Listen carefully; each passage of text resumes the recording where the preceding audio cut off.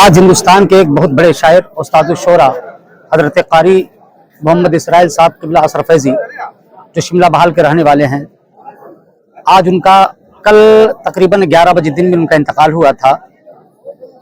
आज उनकी नमाज जनाजा अदा की गई है शिमला बहाल ग्राउंड में, और आज इस वक्त अभी उनके जनाजे की नमाज के बाद उन्हें सुपुर्द खाक किया जा रहा है, जिसमें शिरकत के लिए तकरीबन 10,000 से ज़ायद लोग पूरे धनबाद, बोकारो, गिरिडीह, हजारीबाग, कोडरमा, झारखंड के अतराफ अकनाफ और बंगाल से भी बहुत सारे उनके चाहने वाले, उनके मानने वाले आज यहाँ शामिल हुए हैं, ताकि उनकी इस आखिरी यात्रा में सारे लोग शामिल हो सकें और उनकी रूह को इसाले सवाब करें, ताकि मौला उन्हें अपने रहम व करम से जन्नतुल फिरदौस में आला मरतबा अता। असल में उनका नातिया शायरी उनका सिनफ़े सुखन था। अल्लाह के रसूल की नात बड़ी मोहब्बत से पढ़ा करते थे, गौसे पाक के दीवाने थे। बिलखुसूस नात नबी मकबूल सल्लल्लाहु ताला अलैहि वसल्लम से आपकी बहुत शोहरत हुई, और हिंदुस्तान ही नहीं बल्कि बैरून हिंद भी अल्लामा अरशदुल क़ादरी अलैहि रहमा के साथ वो अक्सर प्रोग्राम में जाया करते थे। मोहम्मद अकमल हुसैन मिसबाही। हजरत कारी इसराइल असर अल फैज़ी की नमाज जनाजा थी, जो उस्ताद शोरा में से थे और बहुत ही मुत्तकी और परहेजगार थे। सूरतुल अस्र की अमली तफसीर थे।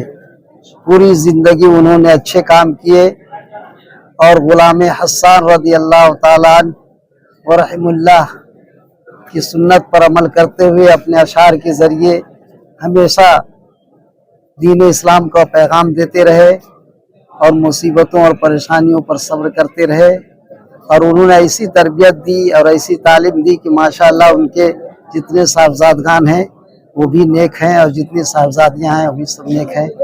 हज़रत मुझसे बड़ी मोहब्बत क्या करते थे, और मेरी तो कोई हैसियत नहीं, क्योंकि उनके छोटे साहबजादे जो फ़ज़ाइल जिलानी है मदरसा अहले सुन्नत जामिया नुमानिया चरकपत्थर में ज़ेर तालीम थे। वहाँ से पढ़ने के बाद अल-जामिया शिफिया गए, फिर जामिया मिलिया गए, वहाँ ग्रेजुएशन किया, बीएड किया। तो उस निस्बत से बड़ी तारीफ़ें करते थे और बहुत खुद नवाज थे, और अल्लाह ताला गरी की रहमत करे, उनकी कब्र पर रहमत और नूर की बारिशें बरसाए। कारी साहब का मतलब ये होता है कि पूरे कुरान पे महारत हो, अलहम्द से लेकर मिनल जिन्नत वन्नास तक। उम्र क्या थी अब तो यकीन के साथ मैं नहीं कह सकता, मेरे से तकरीबन 82 और 85 के नीचे, 82 के ऊपर और 85 के नीचे। और मैं दारुल खैरिया निज़ामिया ससराम से फारिग तहसील हूँ और मदरसा अहले सुन्नत जामिया नुमानिया चरकपत्थर में दीनी मतीन की खिदमत करता हूँ। वहाँ हमारी किस्मत है जो मैं यहाँ पहुँच पाया और कारी हमारे इसराइल साहब का जो है जनाजे में शामिल हो सका। मैं अपनी किस्मत पर ये हूँ कि मैं बहुत किस्मत वाले हूँ कि उनके जनाजे में मैं शामिल होके मैं अपने आप को फख्र महसूस कर रहा हूँ। वो ऐसे इंसान शख्सियत हैं हमारे पूरे हिंदुस्तान में कि आज पूरे झारखंड पे अभी अगर जुमे के दिन और जुमे के बाद अगर नमाज नहीं होती तो माशाल्लाह हमको लगता है कि ये झरिया और धनबाद में जगह ले नहीं पाते, इतने लोग पूरे हिंदुस्तान से पहुंचते हैं। ये एक अलग शख्सियत थे जो अल्लाह का करम रहा कि इन्होंने हजूर पाक सल्लल्लाहु अलैहि वसल्लम के बताए हुए रास्तों को इतनी दीनी और इसमें अमल किया, और इन्होंने अपने बाल बच्चों को इस तरह दीन के माहौल में रखा और मुफ्ती बनाए, आलिम बनाए और दीन के बातों पर चलाए। मैं जितना भी सभी लोगों से मैं यही कहूँगा कि दुआ की दरखास्त है, और इनकी जो कारी साहब के जो संदेश इस पूरे हिंदुस्तान पर उन्होंने जो दिया है, लोग अमल करने का काम करें और हजूर पाक सल्लल्लाहु अलैहि वसल्लम के बताए हुए रास्ते पर चलने का काम करें, इंशाअल्लाह वो कामयाब होंगे। आज जिस तरह हमारे कारी साहब हैं दुनिया में भी कामयाब रहे और इंशाअल्लाह आखिरत में भी कामयाब होंगे, वो जन्नत के सबसे पहले हकदार होंगे। हम यही दुआ करते हैं कि पहुंचते ही वो जन्नत आला से आला जन्नत में पहुंचने का काम करेंगे और हम लोग भी प्रयास करें कि उनके नक्शे कदम पर चलकर हम लोग हिंदुस्तान में रहते हैं। हिंदुस्तान अभी किस स्थिति से गुजर रही है किसी से छुपा हुआ नहीं है।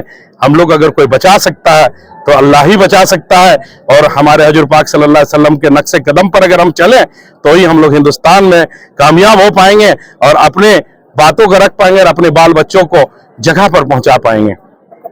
मोहम्मद सोहराब अंसारी, जिला परिषद सदस्य गोविंदपुर और अल्पसंख्यक विभाग के महासचिव कांग्रेस।